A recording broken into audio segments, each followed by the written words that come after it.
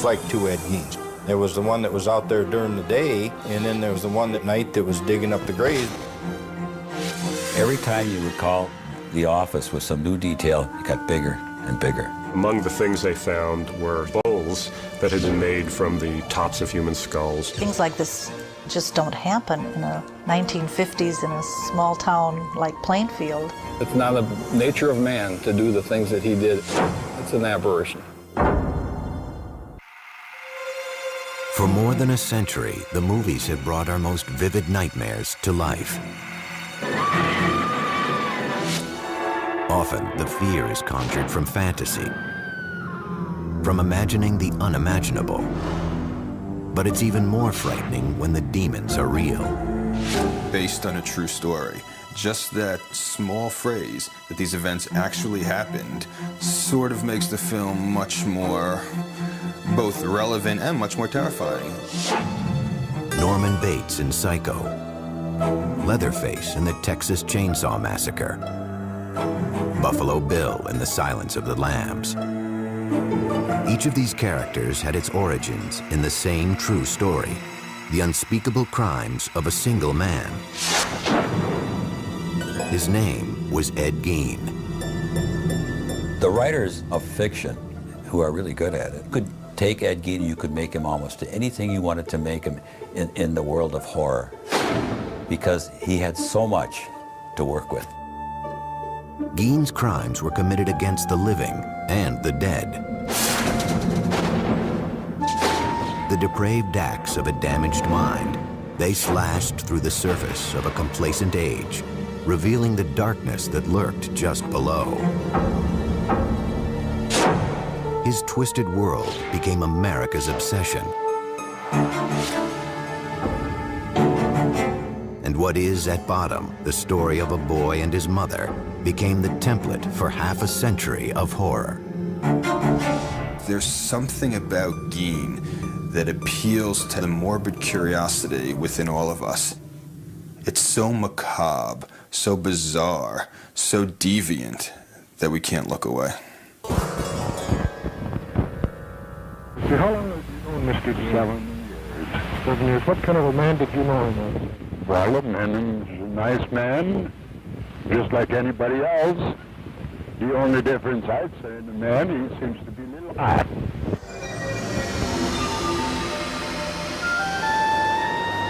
No one ever claimed that Plainfield, Wisconsin was a small-town paradise. In the fall of 1957, it was home to about 700 people, a quiet, hard-working place on the windswept flatlands of central Wisconsin. They had the main hardware store for that area, a food market. They had a restaurant or two, a saloon. There was nothing that would distinguish it from, probably 100 other communities in Wisconsin. That all changed over the course of one cold weekend, with a mysterious disappearance and a shocking discovery.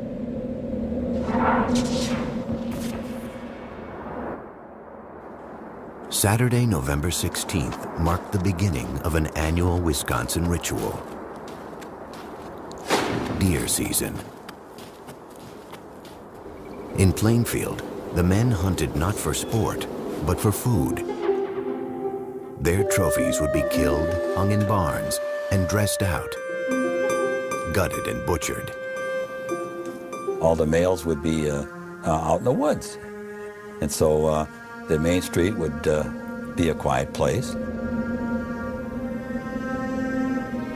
Particularly quiet that morning was Bernice Warden's hardware store. Though the store was supposed to be open, the 58-year-old proprietor was nowhere to be found. I lived across the street from the hardware store where Bernice Warden ran her business. I believe it was in the afternoon. People were starting to wonder why the store was locked and where was Bernice Warden. So her son came back from deer hunting himself and found that the place was a mess. There was blood all over the floor, and they started to investigate what might have possibly happened to her. In Interviewed by police, Bernice Warden's son mentioned a frequent customer who'd been in just the day before to check on the price of antifreeze. Ed Gein, a 51-year-old bachelor who lived in an isolated farmhouse outside of town. Everybody had a role to play in this town. And I think that Ed Gein was recognized probably not as the village idiot, but as a village oddball, I would say. That evening, about 2 hours after Bernice Warden was reported missing, Sheriff Art Sly headed out with another deputy to Ed Gein's farm. If you ever wanted to have a Halloween party, that would be a great place for it. It was a spooky house out in the edge of town, and it was dark, and there wasn't a sign of life there. The doors of the house were locked, so the officers decided to take a look inside the woodshed. They went in investigating with flashlights. It was pitch black because there was no electricity and no lights. And one of the lawmen felt something bump against his shoulder. He turned, shined his flashlight on it, and indeed, there was Bernice Warden hanging from the rafters, upside down with her head off and gutted like a deer. Ed Gein was taken into custody that night.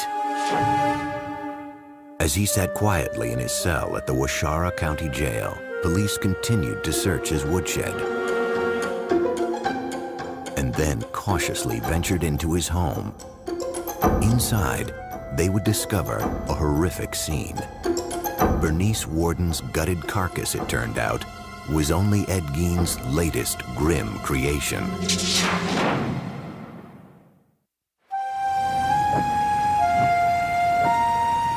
On November 16, 1957, the quiet farming town of Plainfield, Wisconsin was abuzz with rumors about the murder of one of its residents.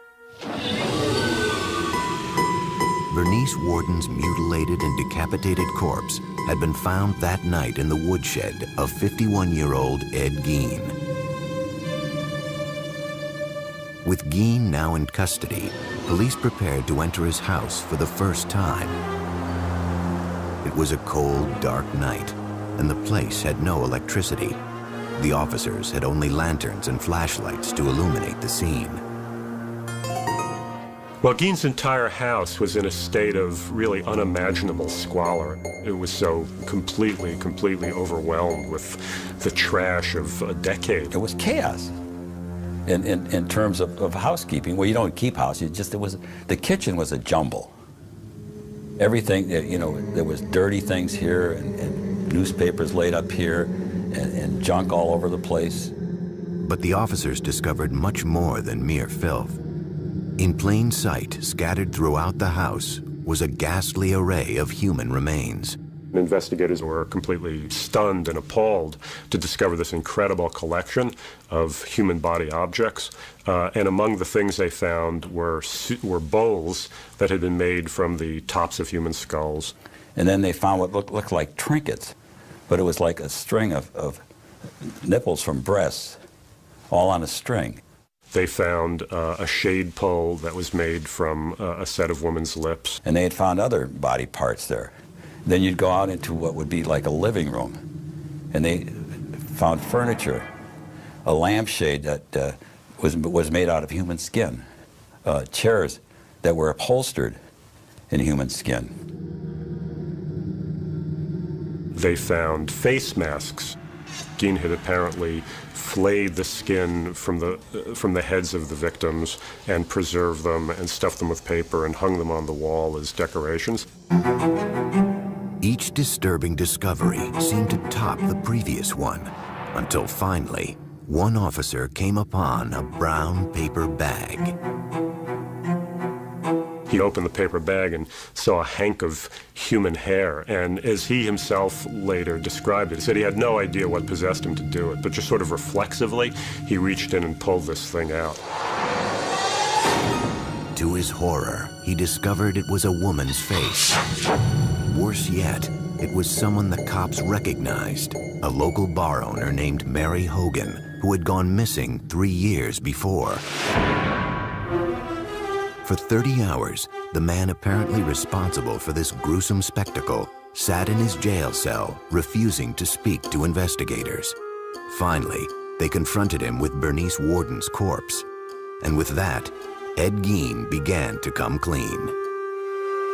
He was perfectly happy to cooperate with the police. You know, all he asked for was a slice of apple pie with some cheddar cheese on top of it. And according to the investigator, Ed ate the thing, and after that he told them anything they wanted to know.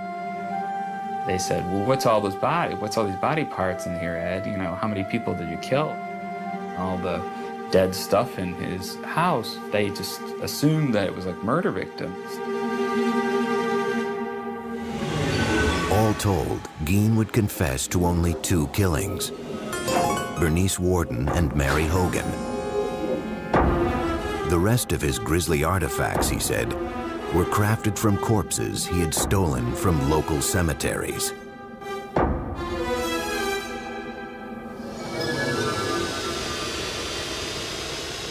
Plainfield woke up that Sunday morning to find out what had been living in their community for all these years, and that was Ed Gein.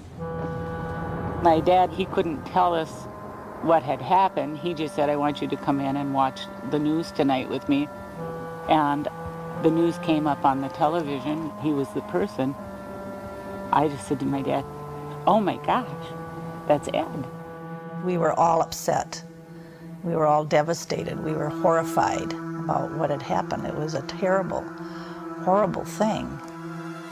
It was just such a complete shock, I guess. It was something that was a little bit difficult to talk about. It wasn't just the murder of Bernice Worden that was so disturbing. It was the other terrible things that he did that was upsetting so many people. I mean, this is a guy who had been living in their community almost all his life and been a babysitter for their children, had been eating at their table. Well, look what he did and how he did. They couldn't believe it. Well, I figured he was just perfectly harmless and rather simple. Plainfield's shock would soon be America's. Almost immediately, hordes of reporters descended on the town. It was the beginning of Ed Gein's transformation from anonymous psychotic to cultural icon. And it could all be traced back to the story of his childhood. Because in the words of Norman Bates, a boy's best friend is his mother. In November 1957, the gruesome tale of Ed Gein was making headlines across America. The country's morbid fascination with the man the papers were calling the Mad Butcher of Plainfield was not lost on author Robert Bloch, who was living in Wisconsin at the time. It was exactly the time that the Gein case was breaking in the newspapers, and Bloch immediately recognized that it would be a wonderful basis for a horror story. The result was Bloch's 1959 novel, Psycho, which Alfred Hitchcock would bring to the big screen the following year. The story of Psycho is the story of Norman Bates, a single, deeply disturbed mama's boy, for lack of a better word, who runs a hotel and murders unsuspecting young women who cause him to have any sexual urges or impulses. One of the main things that Bloch took from the Gein case was the psychological relationship between Norman and his mother, which very much parallels that between Annie and his mother. Augusta Gein had been dead 12 years when police entered the house she had once shared with her son. As they worked their way from room to room, searching for clues that might explain what would drive someone to commit such crimes, they came upon a doorway that had been boarded up. And by that time, of course, they had seen so many horrific things, they had no idea what they were going to discover behind the doors of this room. And when they broke it down, what they discovered was that it was a room that was kept in a state of perfect, pristine preservation. And that turned out to be the room of Ed's mother. The bed was made. There was a table, night table. Had a Bible on it. The room was very dusty, musty. The wallpaper was sort of a rose-tinted thing, but it was all kind of discolored. And that was his shrine to his mother. After his arrest, Ed Gein underwent a month-long court-ordered psychological evaluation. It was here that a picture began to emerge of life behind closed doors on the Plainfield farm, and Ed Gein's descent into madness.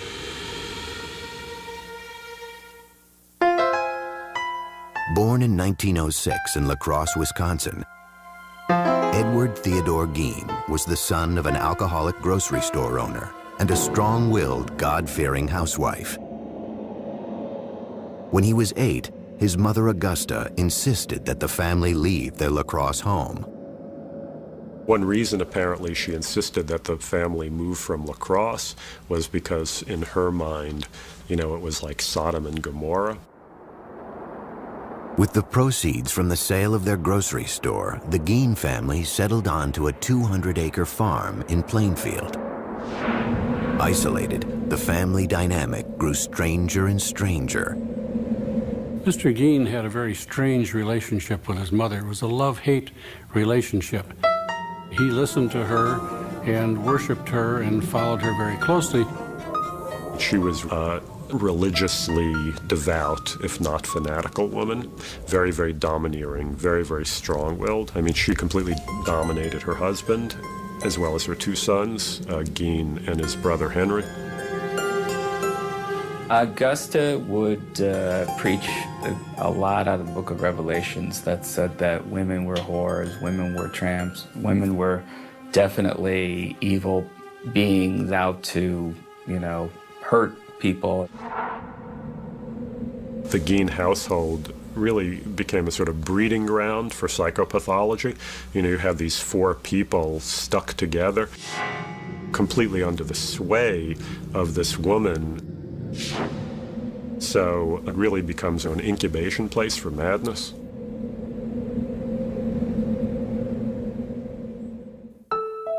Gein attended school until the age of 14. An unremarkable student, his IQ would later be tested as average.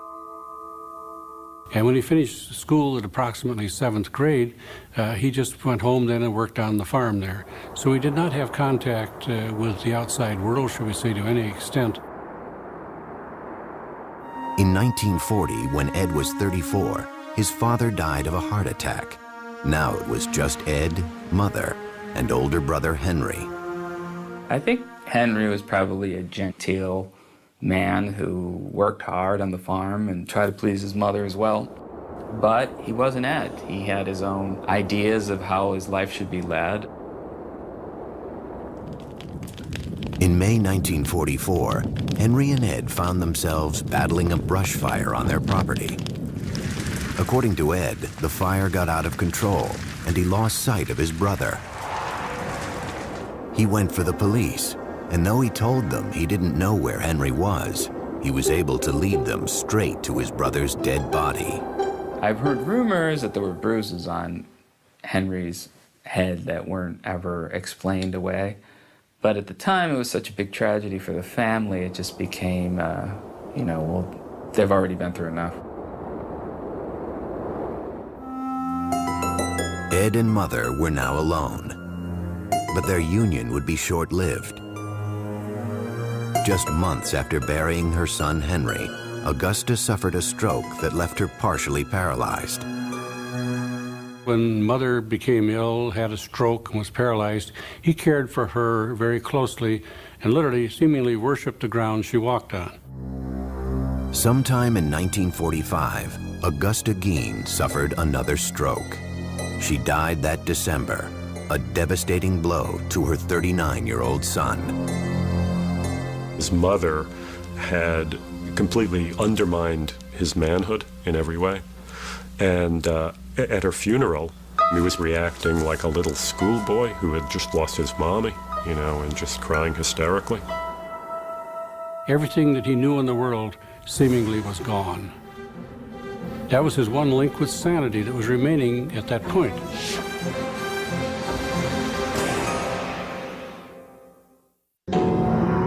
Until 1945, Ed Gein's world had been entirely defined by his deeply religious and domineering mother. Her death that December left him for the first time on his own.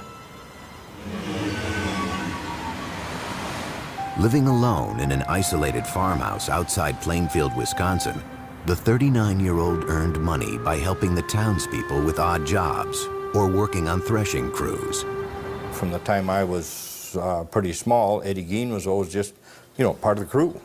From where our farm was, he was about 2.5 miles away is all. And we'd get in the car and go over and see Eddie. We'd pull into his yard, and I can still remember doing that. And Eddie would always come out and talk to us in the yard. So we never was in his house or anything like that. He was not the, you know, the village idiot. That's for sure. The housewives in town, they would trust him. You know, can you fix this? I got a door that squeaks at, or, you know, can you fix the hinge on my door? Sure, I come over. He was a hard worker. When you paid him $1, you had $1.50 worth of work out of him. I mean, he didn't slack off. He wouldn't screw anything up. I think that everybody treated him, even though he was maybe a little, what you would think, a little different, but Eddie was Eddie. Oftentimes, when the threshing crews broke for lunch, the women would provide them with meals. When you listen now, the women that would talk about it, they felt kind of funny when Ed would look at them. He would give off kind of a funny, it made him uncomfortable the way he would stare at them. Something about his eyes that bothered me. I didn't feel like he was a person I would trust. Strange. Gein had a reputation around town as odd, yet harmless. Behind closed doors, however, he struggled to cope with life after Mother. Psychiatrists who interviewed Gein concluded that during the years after his mother's death, his psychological problems crossed the line into psychosis. Mr. Gein's mother's death affected him tremendously. He had no other person to communicate with or talk with. And consequently, he just turned to his inner fantasies, his other interests, and found that without Mother, he didn't know what he was going to be doing. He would come home to this empty, decaying farmhouse. Again, that was without electricity, that was without indoor plumbing. He was completely isolated. Gein's mother had left him terrified of human contact, of women in particular. His loneliness, however, drove him to seek his own perverse sort of companionship. At some point, Gein said, he began to make nighttime raids on local cemeteries. Ed was a reader of the obituaries. He was fascinated by who had just passed away. Ed would find out when the service was going to be, where the burial was going to be, and as quickly as he could get there in the dark of night, he would go and open that grave and get that body. Mr. Gein substituted seemingly dead bodies for the activities that he had with his live mother before. If Mother was gone, he needed someone who literally could take her place. Gein took these desires to ghoulish extremes. Though it remains a mystery if he ever engaged in either sex with the corpses or cannibalism, some of the discoveries police would later make defied comprehension.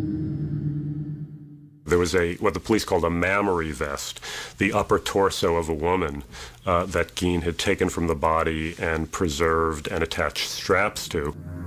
And then there were leggings that had been made from the skin of a woman's legs. And at times, it was reported that he would sometimes walk around with this mammary vest that he had managed to make from female anatomy, and he would attach it to his body. And apparently also sometimes take one of the female genitals that he had removed from a corpse and stick those on himself as well and pretend to be a woman. Eventually, however, violating the dead was not enough to satisfy Gein's morbid urges. It was around this time that he began patronizing Hogan's Tavern, a local watering hole owned by the bawdy, tough-talking Mary Hogan. That was one bar that hunters would, after you hunt long all day, you generally stop and have a soda pop. And I recall she was very huge and very jovial and joked a lot. Her nickname was Bloody Mary. Mary Hogan was indeed a dirty talker. She spoke in profanity like a truck driver or a sailor or whatnot. I think when Ed Gein saw Mary Hogan, he saw some kind of grotesque, dark mirror image of his mother. On the afternoon of December 8th, 1954, a local farmer stopped into Hogan's Tavern to pick up some ice cream for his daughter. He goes into the bar, and he knew immediately that something was wrong. There was blood all over the floor, and there was money on the floor, and he just turned around and beat it out of there. Mary Hogan was nowhere to be found. When Mary Hogan turned up missing, there was talk about, they said they felt she'd been murdered, and she just was missing, and they just could not find her to go to heck for it. Police explored what few leads they had. Ed Gein was never questioned. No one considered him a suspect. It was too far-fetched to imagine that the quiet, hard-working bachelor could possibly be a killer. I can still remember, somebody said, well, I wonder where Mary Hogan is. Well, he said, she's over by my place. He said, I got her over there. And everybody said, oh, yeah, Eddie, you got her. Yeah, we know Eddie, yeah. As the leads petered out, it started to look like Mary Hogan's disappearance would remain unsolved. Until the night of November 16th, 1957, when police found her face in a paper bag in Ed Gein's kitchen. Maybe he felt he wanted to incorporate her into his home, and this was his way of bringing home a bride. But he brought her home as a corpse.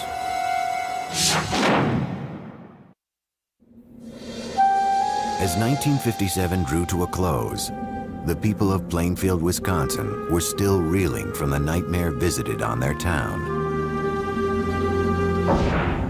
Ed Gein had been charged with the murder of hardware store owner Bernice Warden. But the discovery of his many other hideous offenses had brought instant infamy to Plainfield, along with a horde of reporters from around the world. This was the crime of the country at this particular November in 1957. And it just brought in basically the Western world's press. Had you ever been in the man's house? No, sir. Never been in there. I'd like to talk now. Your name? As the incident wore on and it became so much a front page issue that lots and lots of people were saying, when can it just die down? When can it go away? It was disturbing to the population. We didn't really appreciate all of the media attention. I was stopped on the street once by a reporter from England, but I just said that I had nothing to say and no comments to make and walked on. Outside of Plainfield, a different kind of response was taking hold. The spread of what came to be known as Gein humor. Well, I believe that the jokes sort of was an outlet for how everyone felt and the fear that they felt. One of them was, what was Ed's favorite dessert? And he says, lady fingers. Ed Gein gave his girlfriend a present on Valentine's Day. It was a box of farmers' fannies, you know. There were actually people thrown out of the restaurant in Plainfield for going and ordering Gein burgers and things. Just a whole spectrum of those kinds of sick humor jokes that You couldn't think of them fast enough to respond to the one that would be given to you. On January 6, 1958, hearings began to determine if Ed Gein was competent to stand trial for Bernice Worden's murder. Doctors who had evaluated Gein testified that he suffered from schizophrenia. They said he was prone to hallucinations and delusional thinking and believed he was an instrument of God with the power to raise the dead. You know, he'll talk about the most incredible, extraordinary horrors that are totally inconceivable to any normal person, but he does it in the tone as though he's talking about going to the grocery, you know, to buy his provisions for the week. In the end, the doctors said it all came back to Mother. This is the duality of Gein. You know, part of it was a desire to have the physical presence of his mother back with him in that home, whereas obviously another part of the motivation had to do with desecrating the corpse.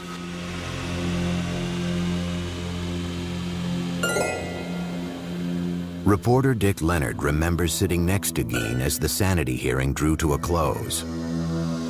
At that moment, he says, he caught a glimpse of the scared, sick man behind the monster. I looked at Ed, and he looked at me, and I could see he was nervous. He was fearful.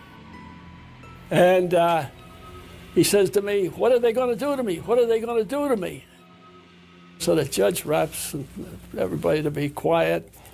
And I had my hand down on the bench here, and he's next to me, and he reaches over and grabs my hand like I was his mother or something. That afternoon, the judge ruled that Ed Gein was legally insane and therefore not competent to stand trial. He was sent off to live at Central State Hospital for the Criminally Insane, a psychiatric hospital in central Wisconsin. For the people of Plainfield, life after Ed Gein would never be the same. We never locked our doors before this happened. But we began to lock our doors. The 50s was an era of innocence, I believe, and it's pretty much ended that. Still, there was one last piece of business for the town to attend to. On March 30th, 1958, Palm Sunday, Gein's farm and personal effects were scheduled to be auctioned off. But in the early morning hours of March 20th, residents awoke to a strange orange haze glowing a few miles out of town. There will be an auction here Palm Sunday, but this house and the personal belongings of Ed Gein will be conspicuously absent. Call it an act of God or whatever you will. The main attraction will be missing, reduced to a mass of rubble by a mysterious fire. News of the fire reached Gein himself later that morning. I went to Ed's room and I told him that his house had burned down. And he made a gesture just as well, the exact words that he said. In the end, after a brief investigation, the cause of the blaze remained a mystery. Residents of Plainfield were just happy the place was gone. The people in Plainfield were so happy that this house burned down and this was going to go away.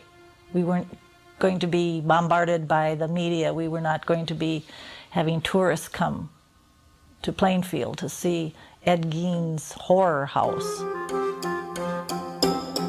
The auction of Ed Gein's estate still took place as scheduled on March 30th. Gein's grisly handiwork was not up for sale. All the human remains had been shipped off to the Wisconsin State Crime Lab.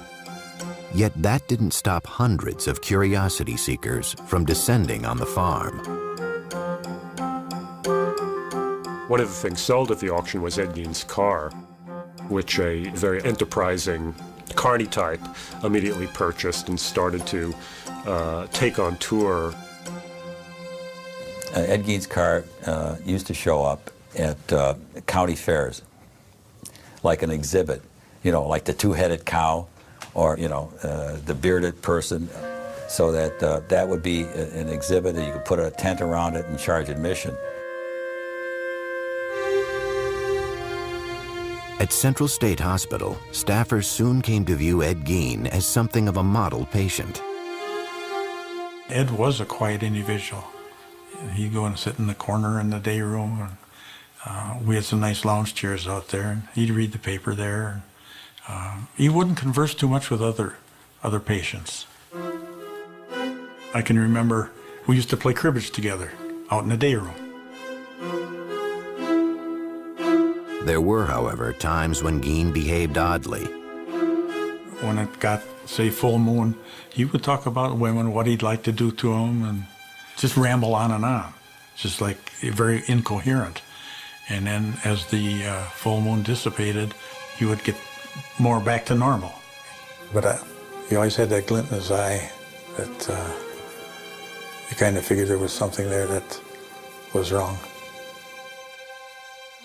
In 1968, Gein's doctors wrote a letter to the court stating that Gein was now competent to stand trial for the murder of Bernice Worden.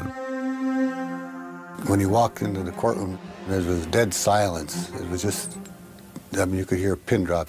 And then he walked in and he stopped a little bit and he bowed his head to the audience. After a 9-day trial, the judge found him guilty. The 62-year-old was sent back to Central State to live out the rest of his days. In time, Ed Gein's macabre fame would fade, yet his twisted saga would never lose its capacity to shock or its power to provoke our deepest fears.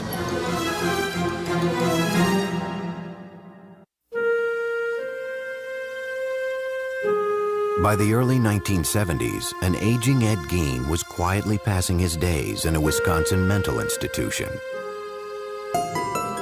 He'd go to his room a lot and lay on the bed and kind of daydream. So I don't know what he was thinking about. I couldn't read his mind, but we always had the thought that he was thinking about what he had done. Gein and his gruesome crimes had long since faded from the public consciousness.